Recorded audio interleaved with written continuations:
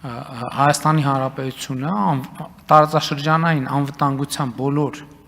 սպառնալիքները հաղթահարել է եւ կառավարում է եւ միակ սպառնալիքը, որը կարող է առաջանալ, այդ պատերազմի եռագլուխ կուսակցության եւ նրանց պոչերի գործունեությունն է, որովհետեւ ելի ուզում եմ պարզ հարց տալ, տեսեք խաղաղությունը ինչ հիմքի վրա է կառուցվել։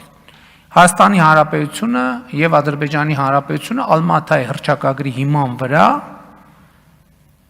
ճանաչել են միմյանց տարածքային ամբողջականությունը։ Հիմա շատ եւ խոսքերով եւ սիմվոլիկայով պատերազմի եռագլուխ կուսակցությունը կասկածի տակ է առնում այդ խաղաղության պայմանավորվածությունը։ Հիմա ասենք օրինակ նույն մյուս խմբակցությունը, որ եկավ խորհրդարան, էլի այս նույն դրոշները դնելու է իր սեղանին։ Այդտեղից սկսում է անվտանգային սպառնալիքների գեներացումը, որովհետև ստացվում է, որ խաղաղության համաձայնագրի ճարտարապետությունը Հայաստանի խորհրդանում կա ուժ, որը չի ընդունում։ Հետևաբար սա գեներացնում է սպառնալիք։ Սա շատ ուղիղ գեներացնում է սպառնալիք։ Եվ առաջացնում է ռեակցիաներ։ Եվ մենք պետք է այս պատճառահետևանքային կապերը տեսնենք եւ առերեսվենք այդ պատճառահետևանքային կապերի հետ։ Ես ուղիղ դրա մասին խոսել եմ նախընտրական քարոզչության շրջանում եւ Հայաստանի Հանրապետության ավելի քան 700,000 քաղաքացիներ գնացել են եւ հաստատել են խաղաղության օրակարգին հավատարմությունը եւ սա քաղաքացիների ճնշող մեծամասնությունն է։ Դա ընտրություններում արտահայտված թիվը չի։ Դա քաղաքացիների ճնշող մեծամասնությունն է։ Որովհետև այդ թիվը արտահայտվել է ընտրակաշառքի բերումով, ընտրակաշառքների բերումով։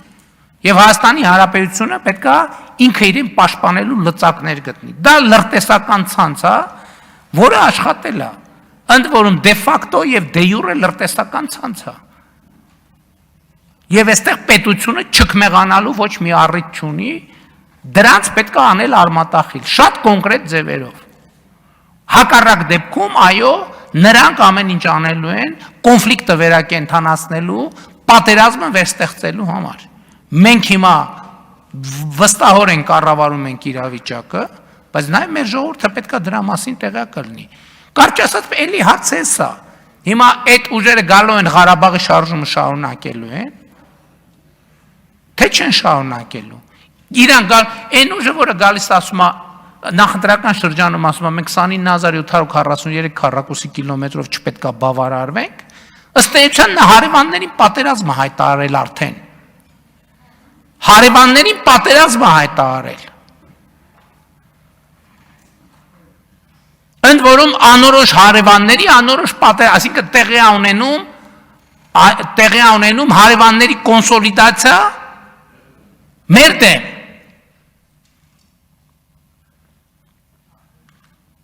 Եվ Հայաստանի Հանրապետությունը պետք է ռեակցիա տա։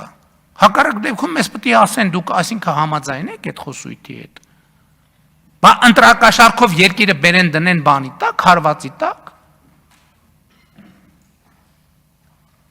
Ու ասենք Հայաստանի որևէ մեկ ուզում է չքմեղանա, բերեն օտարերկրյա գործակալին դնեն ցուցակի երկրորդ համար, որ ազգային ժողովի գաղտնի բաները, արձանագրությունները փողով դուրս է տալիս, եւ որևէ մեկը պետքա չքմեղանա։ Ու սա ընտրություն չի, սա երեխաների, ոչ, սա միայն ընտրություն չի, սա երեխաների հեղափոխություն է,